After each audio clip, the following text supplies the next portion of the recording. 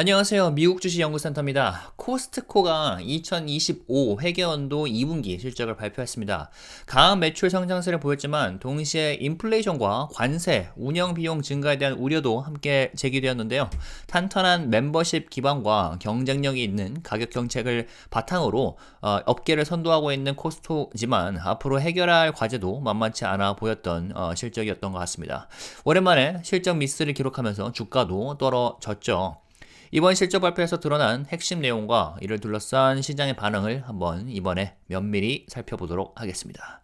자, 먼저 이번 분기 코스트코 순매출은 625억 3천만 달러로 전년 동기 대비 9.1% 증가했습니다. 휘발유 가격과 환율 변동을 제외한 비교 매출 성장률은 9.1%, 미국 내에서는 8.6%를 기록하면서 견조한 성장세를 보였습니다.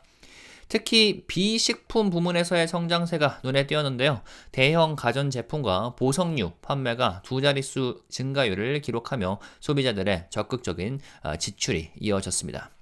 그러나 EPS 주당 순이익은 4.02달러로 예상보다 0.07달러 낮게 발표되면서 시장의 기대치를 충족하지 못했습니다.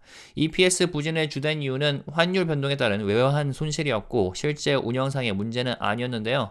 그러나 2022년 1분기 이래로 처음으로 기록한 실적 미스였기 때문에 충격이 좀 있었습니다. 그 결과 시장의 반응은 다소 부정적이었습니다. 코스코 주가는 실적 발표 이후 6% 이상 하락세를 보였기 때문이죠. 인플레이션 압박, 임금 인상, 그리고 관세 영향으로 인한 비용 증가 가능성에 대한 투자자들의 우려가 반영된 결과로 보입니다.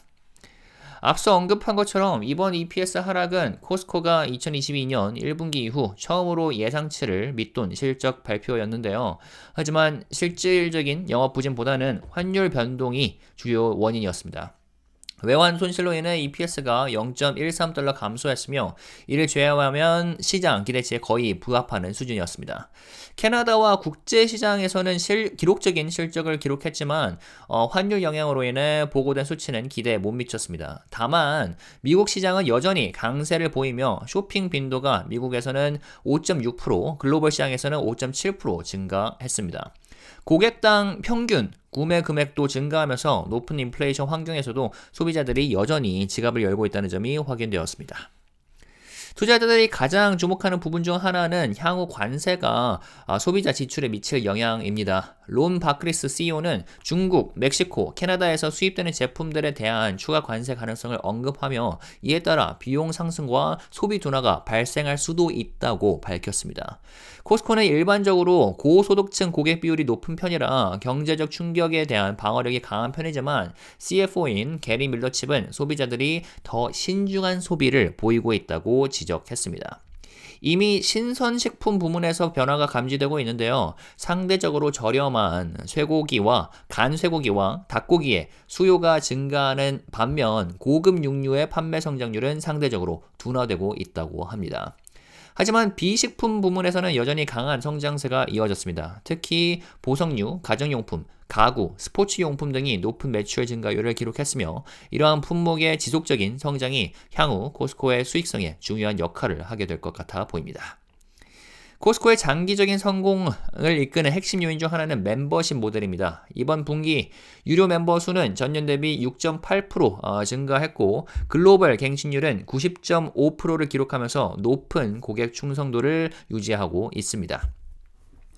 멤버십 수익은 7.4% 증가하여 11억 9,300만 달러를 기록했지만 최근 단행한 미국 멤버십 요금 인상의 효과는 아직 본격적으로 반영되지 않았습니다.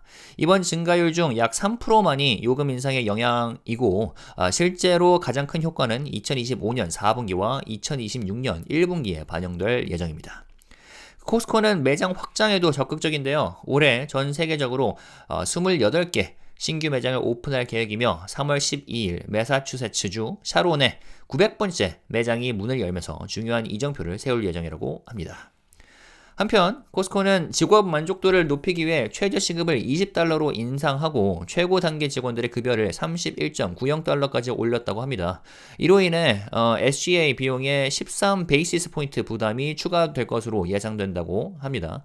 하지만 자동화, 운영 효율성 개선을 통해 비용 절감을 추진하면서 이 비용을 전년 대비 베이시스 포인트 절감하는데 성공을 했다고 합니다.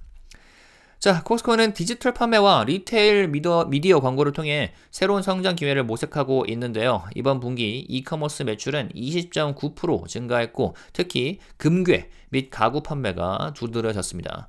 또한 고객 데이터 활용을 통해 40만 명 이상의 회원을 대상으로 맞춤형 디지털 프로모션을 도입하며 보다 세밀한 마케팅 전략을 전개하고 있습니다. 앞서 말씀드린 것처럼 코스코 주가는 실적 발표 이후 6% 이상 하락을 했습니다. 평소 주가 흐름을 생각하면 꽤나 많이 하락한 건데요. 현재 코스코 주식 애널리스트 커버리지는 매수 의견 20명, 홀드 의견 7명으로 매수 의견이 압도적인 상황입니다. 목표가 평균은 1,102달러로 현재보다 약 14% 더 높습니다. 또한 실적 발표 이후 여러 애널리스트들이 목표 주가를 조정하며 시장 전망을 내놓았습니다. 대체로 애널리스트들은 코스코의 견조한 매출 성장과 높은 회원제, 갱신율을 긍정적으로 평가했고 일부는 관세 그리고 비용 상승 요인에 대해 신중한 입장을 유지했습니다.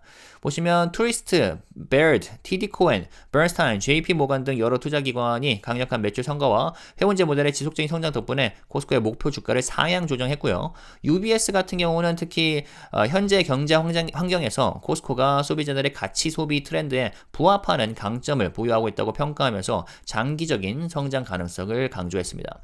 반면 루프 캐피탈은 총 마진 확장세 둔화와 비용 증가 우려를 반영해 목표 주가를 소폭 하향 조정했는데요. 그러나 여기 역시 코스코의 강력한 시장 지위를 인정하며 여전히 매수 의견을 유지했습니다. 전반적으로 애널리스트들은 코스코의 안정적인 수익 구조, 높은 갱신율을 보이는 멤버십 모델, 그리고 소비자 신뢰도를 강점으로 꼽으면서 긍정적인 전망을 유지하고 있습니다만 관세, 그리고 환율 변동, 임금 인상으로 인한 비용 압박이 단기적인 리스크로 작용할 가능성이 있다는 점도 함께 지적되고 있는 상황입니다. 코스코 주가는 지난 1년 동안 35% 상승했습니다. 조정을 겪을 때마다 시간이 얼마 지나지 않아 주가 반등에 성공하고 상승세를 이어가는 주식 중 하나였는데요. 시계열을 더 넓혀보면 코스코의 우상향 성향은 더 잘 드러납니다. 지금까지는 조정을 받을 때마다 매수를 하면 꾸준한 수익률을 기록할 수 있었습니다만 오랜 기간 상승을 거듭해온 만큼 기술적으로 고점을 찍었을 가능성도 배제할 수는 없을 것 같은데요. 주가 수익률도 기술주도 아닌 게 56.3배로 꽤 비싼 편이죠. 우선은 지난 1월에 기록했던 900달러 근처 저점 구간을 지켜주는지 지켜봐야겠습니다. 여기를 뚫게 되면 조정이 좀 더 오래 지속될 수도 있어 보입니다. 코스코는 과연 이번에도 주가 반등에 성공할 수 있을까요? 댓글로 의견 남겨주시면 좋겠습니다. 지금까지 미국 주식 연구센터였습니다. 구독과 좋아요, 알림 설정까지 해주시고 댓글 남겨주시면 좀 더 빠르게 주요 미국 주식 업데이트 받아보실 수 있습니다. 감사합니다.